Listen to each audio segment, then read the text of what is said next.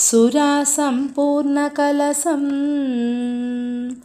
రుధిరాప్లుతమేవ చ దధానా హస్తపద్మాభ్యాం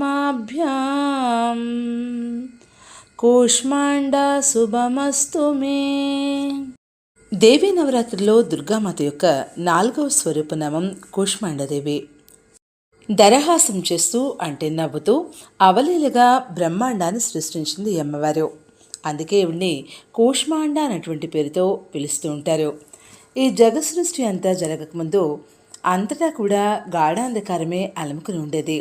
అప్పుడు ఈ కూష్మాండాదేవి తన దరహాస మాత్రం చేతనే బ్రహ్మాండాన్ని సృజించింది.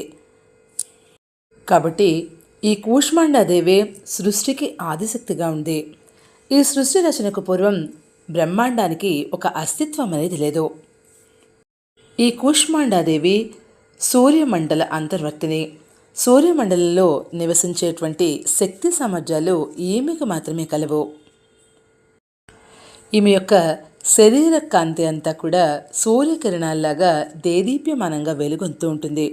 ఈమె తేజస్సు నిరుపమానంగా ఉంటుంది. కూష్మాండాదేవి 8 భుజాలతో అంటే అష్టభుజాలతో విరాజులుతూ ఉంటుంది. అందుకే ఇవన్నీ అష్టభుజాదేవి అనేటువంటి పేరుతో కూడా పిలుస్తూ ఉంటారు. ఈమె 7 చేతుల్లో వరుసగా కమండలము, ధనుస్సు, బాణం, కమలం, అమృత కలశం, చక్రము, గద తదితర అంశాలుంటాయి. సంస్కృతంలో కూష్మాండం అంటే గుమ్మడికాయ అని అర్థం. ఈ కూష్మాండ బలి అంటే ఈ దేవికి చాలా ప్రీతి. అందువల్ల ఈమె కూష్మాండ అనేటువంటి పేరుతో పిలువబడుతుంది. ఈనాడు సాధకుని మనసు అనాహత చక్రంలో స్థిరమవుతుంది. శాస్త్రాల్లోనూ పురాణాల్లోనూ చెప్పినటువంటి రీతిగా ఈ అమ్మవారిని పూజిస్తే సకల శుభాలు కలుగుతాయి.